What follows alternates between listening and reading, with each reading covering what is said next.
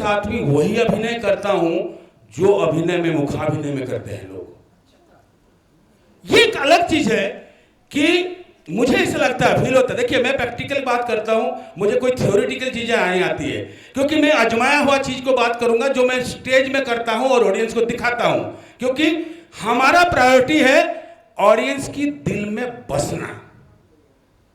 अगर ऑडियंस के दिल में हमें एक्टर और डांसरों को नहीं बस पाए तो हमारी पढ़ाई लिखाई शिक्षा सब बर्बाद, डिग्री डिप्लोमा सब बेकार है हमारी जिंदगी में। मैं सोचता हूं कि क्योंकि बचपन से ट्रेडिशन से हम इन चीजों को सुनते हुए आया, तो मैं उससे ज्यादा अनुभव करने के लिए कोशिश किया। जैसे एक हमारी छाऊ में, आपको पता है कि छाऊ जो योद्धाओं का आर्ट फॉर्म था, कैंटोनमेंट से निकला है, उसमें एनिमल बर्ड्स बीच की मूवमेंट है। हिस्ट्री में मत जाइए, हिस्ट्री जाने से बेकार हो जाता है। प्रैक्टिकल चीज में बात करते हैं। एक आइटम है, उसको कहते हैं नाविक, बोटमैन।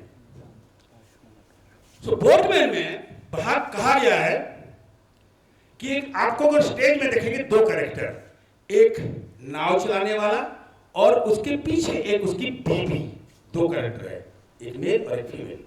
लेकिन कम से कम 150 या 200 बार इस आइटम्स को मैं करा रहूंगा।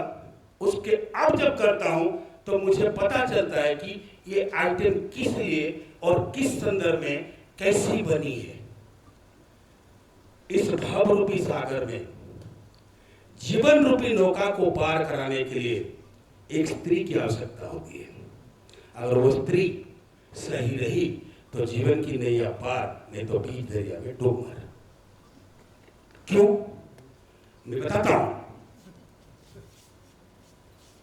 उसमें जो एंट्री है, स्टेज में एंट्री, उसमें दिखाया गया है कि बोट का वो नाविक का नकात लेके यहां खड़ा है और लड़की इधर आ जाओ, आ जाओ, आ जाओ, आ जाओ, पीछे आ, पीछे बैक में आ। ये पैर पीछे रख, इधर अंदर चल, बाएं हाथ में रख दे और दाएं हाथ से वहां दिखा। ओके, ये बोटमैन और उसकी वाइफ का है, जो बादलों को देखते हुए, क्योंकि बारिश और वो बादल आ रहे हैं, वो बादल जीवन को निर्दिष्ट कर रहा है, आने वाला झंझट को। और ये कह रही है कि तू घबरा मत, मैं तेरे साथ हूं। तो ये जब तक आप अंदर तक नहीं जाएंगे, जब तक इन चीजों की अंदर तक नहीं घुसेंगे, तो आप परफॉर्म कैसे करेंगे? इसीलिए मैं कहता हूं, बैठ 2 मिनट, बैठ, तेरे साथ बहुत काम है भी। जब तक आप इसको नहीं समझेंगे तब तक आप कैसे करेंगे? आप कैसे ऑडियंस को दिखाएंगे? मेरा बोलना है कि प्रयोग महत्वपूर्ण चीज है और उसको समझना उससे और ज्यादा महत्वपूर्ण है। शास्त्र अपनी जगह में, शास्त्र के लिए मैं कुछ नहीं बोलना चाहता हूं, लेकिन शास्त्र से जो चीज हम लेके या प्रयोग में ला रहे हैं वो हमारा प्रायोरिटी है कि हम किस वक्त, जैसे नाटक में हम करते हैं, नाटक में हमें कोई स्वर की आवश्यकता नहीं होती। हमको जहां चाहिए, हमको साउंड चाहिए, साउंड ले लेंगे, टूंग चाहिए, टूंग ले लेंगे, कुछ भी ले लेंगे, लेकिन वो निर्दिष्ट करता है उस कैरेक्टर को, उस सिचुएशन को। ऐसे अखाड़े लेने से कोई फायदा नहीं है। मैं आपको एक और बताता हूँ। सर क्या है, एक बार मैं, सर यहाँ डायरेक्टर थे, तो मैं यहाँ क्लास लेने आया था। सर का एक आर्टिस्ट बीमार पड़ गया। सर का कोई शो था, भगवते हुकुम करने के लिए मेरे को बुला लिया सर ने। मैं नाटक किया हूं लेकिन बहुत दिन छोड़ा हुआ था। तो सर ने मुझे कहा कि आपके पास शरीर है, आपके पास मन है, आप डायलॉग याद कर सकते हो तो आप कर सकते हो। मैंने कहा सर देखते हैं, कोशिश करते हैं। तो सर ने बताया, डायलॉग था ये कि बहुत दूर से पहाड़ों को लांघते हुए आकाश के मार्ग से मैं यहां आ पहुंचा। शरीर अगर मेरे साथ है तो सर की बातों को मैंने समझने की कोशिश की। तो मैंने कहा ठीक है सर, इसको कर लेंगे ना, काय के लिए बोल रहे हैं? कहा मैं बोल रहा हूं बहुत दूर से पहाड़ों को लांघते हुए मैं यहां आ पहुंचा। वो जमदूत कर बोलता बात है कि आप कितनी चीजों को समझते हैं।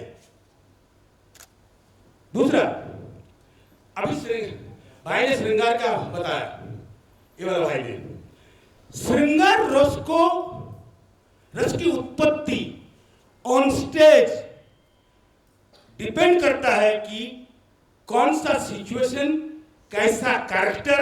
सीता, राधा, द्रौपदी एक नहीं है, एक नहीं है। सीता का अलग श्रृंगार है, परिस्थिति के हिसाब से देखना पड़ेगा, ऐसे बात नहीं है। द्रौपदी की अलग है, राधा की अलग है और मीरा की अलग है। सो एक मेरे गुरुजी एक गाना मुझे सुनाते थे, उसकी महत्व ओडिया अगर आप समझने की कोशिश करेंगे तो बहुत अच्छा रहेगा, क्योंकि उसको हिंदी में ट्रांसलेट करने से उसका मीनिंग बदल जाती है। तो राति तो पाहिनो थीला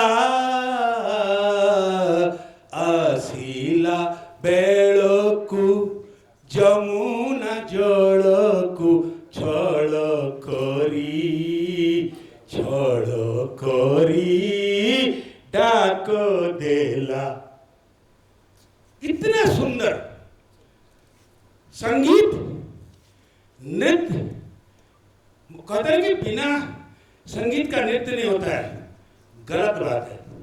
आपने देखा ये संगीत था, जब नृत्य जब ये कर रहा था तब खाली मीराव बज रहा था, उससे पहले ही गा के खत्म कर दिया, अपना संगीत बहुत खत्म कर दिया।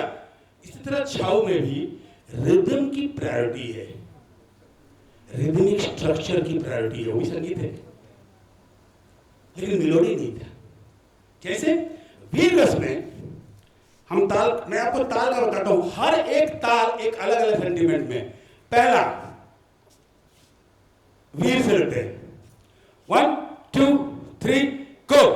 तड़ी रुदा टे ता टे ने आ रुदा टे ने ताक तड़ी रुदा टे ता टे ने च तीर खिट तागी तीर खिट तक तड़ी।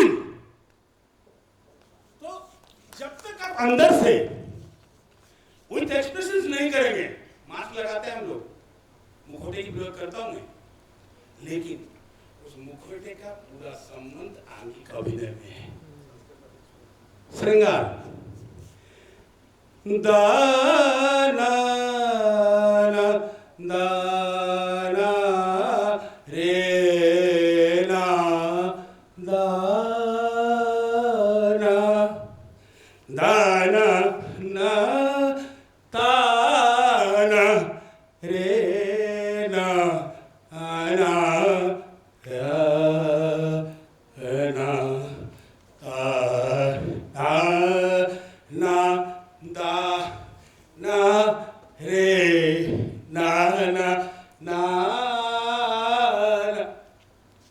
सुंदर बॉडी को, क्योंकि संगीत अगर आपके अंदर में है तो आप मूवमेंट को जैसे ले जाना चाहेंगे वैसे वो पानी की तरह बहेगा। संगीत इतना प्रोवोक करता है डांसर को। जैसे लास्ट में इसने कहा था कि शांत का कोई प्रचलन नहीं है, फिर भी हमारे देखिए शांत में है ता जे ता जे ता जे ना के ता जे ता ता ता के ना ता जे ना। अभी 19वीं शताब्दी में ये हिंदुस्तानी जब से आया तब से सौ का स्वरूप थोड़ा बदला। उससे पहले जब हमारे ओडिया संगीत, कीर्तन ये सब था तो बहुत विगोरस, बहुत वाइब्रेंट था, क्योंकि ग्रुप कोरियोग्राफी होती थी, रामायण महाभारत की स्टोरी करते थे। अब तो रामायण महाभारत की स्टोरी केवल पुरुलिया छाव में रह गया, धीरे धीरे वो करते करते दूसरे छाव से हटते जा रहा है। छोटे छोटे पीस है, पूरी सब नहीं है। लेकिन म्यूजिक ट्रेडिशन ओट्रो देश का, ओट्रो पद्धति का ज्यादा है छाव में। कैसे? बेदना रे मधु देलो बोली तो कही पीरती पोड़ी सुरीला जारी।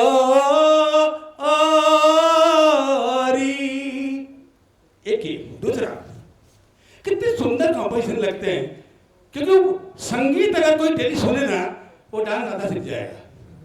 मुझे ऐसे फील होता है, क्योंकि एक हमारे डांस है प्रजापति बटरफ्लाई, अब उसमें दिया है फूल कढ़ी रे गढ़ी थीली माला प्रिया गोले देवी बोली।